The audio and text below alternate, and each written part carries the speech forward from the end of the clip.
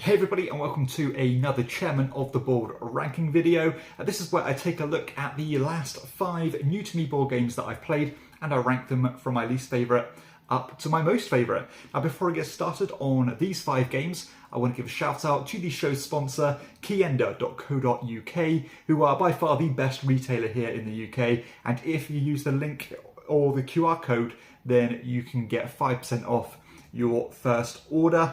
But let's get started on the games.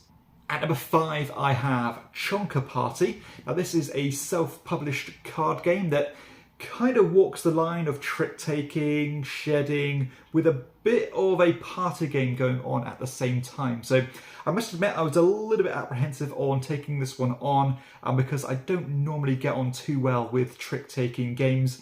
But this one seemed really simple, and it is very simple, where the first player will be playing a particular card, then all the other players are trying to either match that card to trump it or play a chonker card, which will basically be your super trump.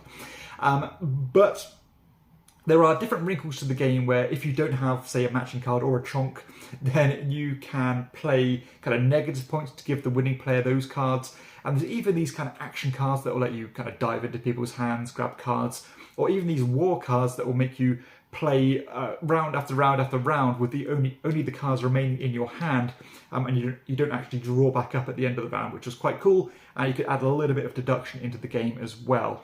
Now the game works, and to be honest, the more I played it, the more the layers of the game started to appear, because at first it did seem a little bit too chaotic for me. I didn't really see what was going on here and where the game was, but again, the more I played it, the more that started to become more apparent.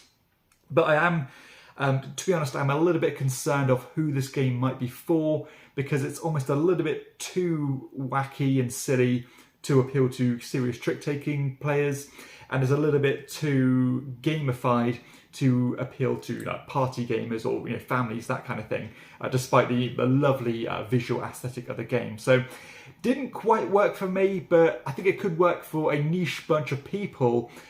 So that is a Chonker Party at number 5. At number 4, I have Little Factory, which is a game I knew nothing about going into. So this was taught to me by a friend of mine. It's a very simple drafting, almost engine building style game, as you are drafting these kind of raw resources, converting them into more expensive resources, and eventually going up this kind of ladder to get these factories, which will let you convert resources into victory points, essentially. Very simple stuff here, a good back and forth in terms of the pacing and the drafting speed. It's just a quick smashing in cards and drafting, converting, and so on. Very streamlined, which I was quite impressed with. There really isn't any bloat to this game at all. It could become a little bit frustrating at times because there was only 5 cards available at any time, and sometimes there would be cards there that you weren't interested in, but they wouldn't filter through until somebody took one, which could be, again, a little bit jarring at times. It could leave you without much to do. But all in all, it was very pleasant. It was way better than I thought it was going to be because, it sounds generic, the artwork is extremely generic, but the actual, again, the tempo, the pacing of the game, there's some pretty cool decisions, and it just feels quite breezy but clever in a little way. I'm not sure if it has the legs to really stand up to repeated plays, but for what it was enjoyable, again, pretty fast, didn't outstay its welcome, and I think with a fresh lick of paint, and maybe a few more tacked-on mechanisms just to elevate the complexity and the layers of the gameplay here, I think this game could be onto something. But as it stands, I think it's decent, but it certainly has a shelf life. So that is Little Factories at number 4.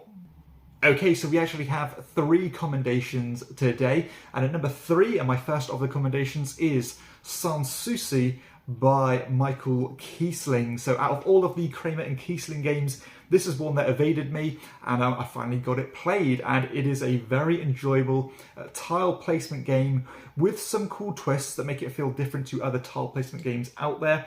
So mechanically, so simple, where all you're doing is you'll have a hand of 2 cards. These cards will have 2 different bits of information on, or could potentially have.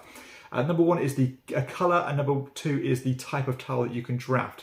So if you want to play a colour card, then you will be able to take one of the 2 tiles matching that colour on this communal board. And then what you'll be doing is you'll be taking these tiles and placing it on your personal player board, and each of these tiles has a different feature on it. So it could have a staircase, or like a garden, or a fountain, a bush, that kind of thing. And it has to go on the matching spot of the colour that you've taken it from. So if I took, say, the red staircase, it would have to go on the red staircase on my board. And after you've placed your tile, providing you've got tiles fitting on to where your meeples are, you can move your meeples down these tracks as far as you want, as long as they stay in the same column by the end of their movement. And then you'll get points equal to how far they've moved. So a really interesting way of how these tiles are linked to each other, because you can create quite interesting networks where you can completely bypass one column but connect right on at the end, so that meeple can skip all the way through the columns they could have passed, or tiles they could have gone through, but jump on right at the end to get some extra victory points. So really cool kind of joining of these tiles as it goes on, as your board starts to build up. You're also rewarded on taking rows, or sorry, filling or completing rows and columns by the end of the game. And what I like about this game is how if you take duplicate tiles that are already on your board, you can flip them over, and it will create like a generic pathway, like a crossways, which you can put on any space on the same row or column of where that tile should have been. And again, that will create a bigger network of those tiles for more movement. So I actually like the hidden layers of gameplay here. I think when I first played this one, I wasn't quite sure if it was the game was playing me or if I was playing the game, but the more you play it, the more you get around that. And I also like the pacing of the game, because you are not always able to increase these pathways for those meeples. Sometimes you are incentivized to kind of crawl these meeples down and get points as you go, rather than jumping straight to the bottom, because for each time you move that meeple, you'll get the corresponding amount of points. So for example, if I move from the first spot to the third spot, I'd get 3 points. But then if the next time I move down to the 4th row, I wouldn't get 1 more point, I'd get an extra 4 points. So it constantly gets you the full amount of points, which I really like that decision of, again, do I want to go straight to the bottom, or do I want to leave myself a little bit of wiggle room so that if I'm stuck later, that I can get that bunch of points again. Plays in around half an hour to 45 minutes, looks lovely on the table. Again, it feels different, which is what I always appreciate. So I did recently do a kind of a tier ranking video of my favourite Kramer and Keystone games. I'll probably put this one at maybe a B tier, a high B tier, because I think it's a very solid one and extremely enjoyable. So that is Sanssouci at number 3. At number 2, I have Castle Combo, which is a game that is hot off the presses, a brand new release here. It's a drafting game where you are building a 3x3 grid of these characters, trying to combo these characters and score as many points as you can. The drafting system in this game is quite familiar, but it does have a slight twist on it to differentiate itself from a lot of other drafting games where you have 2 rows of cards. You've got the kind of nobility cards and the peasant cards. And basically the nobility cards are a bit more expensive, but they'll generally give you a better potential of scoring more points. And the peasants are quick grabs, a lot cheaper and can fill that void. But the ability to switch between the different rows you can draft from is quite important, because you need to spend these keys in order to do that. And sometimes when you draft these characters, when you place them straight away, they'll give you an instant reward, which will be things such as keys, could be money, and so on. So I really do like that this game pulls you in different directions in terms of instant abilities that you need right now to keep you going by keeping your money topped up. But of course factoring in the end game scoring, which is where you are going to either win or lose the game. I like how tight that grid system is, and that you can only spread out from where you've placed an existing card. And the pure variety of cards is quite fascinating, and I love the way that they do just combo with each other, as the name would suggest. So some would say, this will give you X amount of points if it's on the furthest right side of your grid, or the furthest left side, or in the middle, or for every one of these shields you've got in your grid, or everyone below it, or to the left or to the right, and so on. And as you can imagine, as you can start to synergize these cards together, they can almost piggyback off each other to try and amplify your scoring. Again, keeping your money topped up is quite difficult because money is tight in this game and you do not want to be leaving yourself out of pocket. But at the same time, this game does give you a almost get out of jail free mechanism where you can take a card face down. It won't score anything, but it will give you some instant cash and give you some keys just to give you a bit of a mitigation going forward. Very charming art style, extremely fast to play, only takes around 20 minutes. Again, tons of cards in the deck, so you're not always going to see the same combos. I love the theme, I love medieval castles and things. So yeah, this one ticks so many boxes for me. It's just very breezy, enjoyable to play, feels familiar, but a few twists to keep it interesting.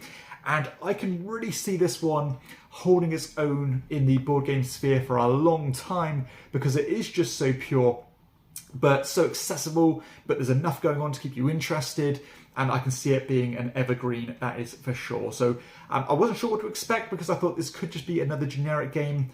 And although it's not wildly different, I think this is one of the strongest examples of a game like this in its genre. That drafting, that kind of a tableau building, and those card synergies. This is a fantastic example.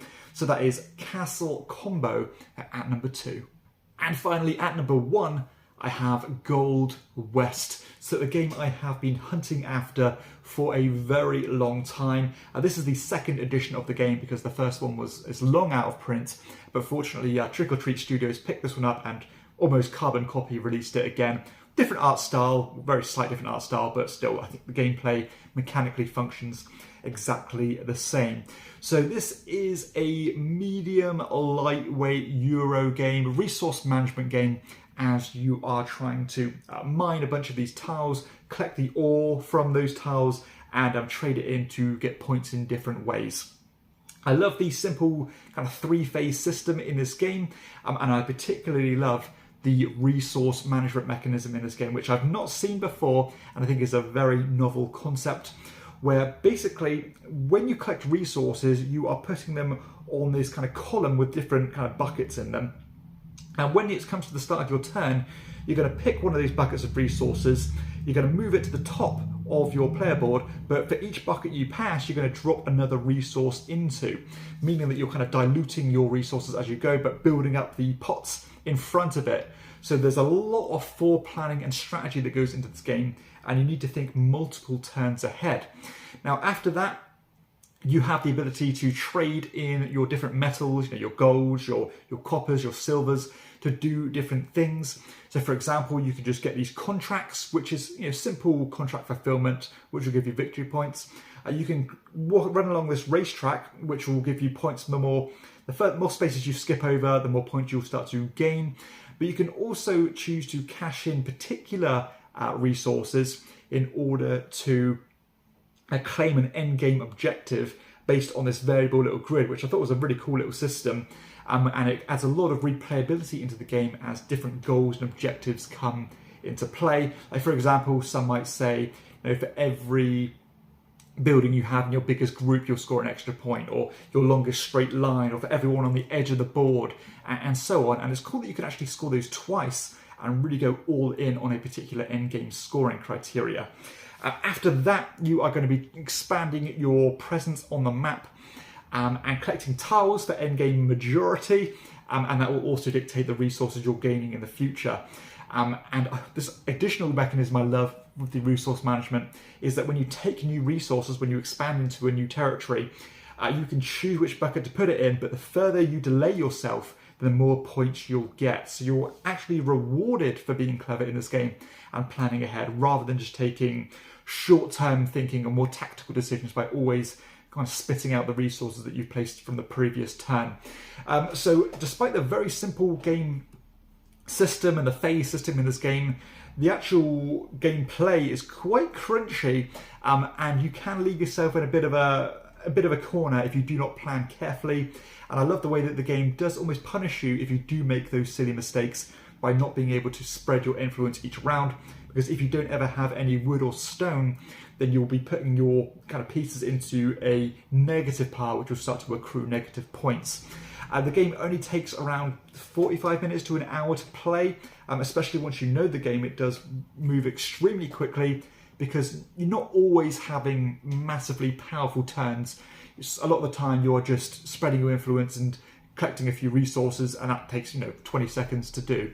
So every turn matters in this game because there is kind of a countdown mechanism, and it's just a real fresh take on that resource management system, which is generally a style of game that I'm a little bit touchy on because I find them quite rinse and repeat. But I do like it when, again, a game comes up with a new way of managing those resources. And Gold West certainly does differentiate itself from the pack in that regard. So I'm very impressed. And this is the style of Euro that I like to advocate because, again, low rules overhead, but good decisions, fast play time, looks nice, the game gets out of its own way, no fiddly rules. And yeah, if you like Chairman of the Board style games, this one is almost like a textbook example of that. So that is Gold West, a worthy number 1. So there we have it, that concludes the video. Hopefully you have enjoyed it. If you have, please be sure to hit like and subscribe to my channel. Also check out my other content too, and be sure to check out the BGG page for my new game, Thalamus, that will be available for purchase soon. But for everybody else, I'll see you next time on Chairman of the Board. Bye bye.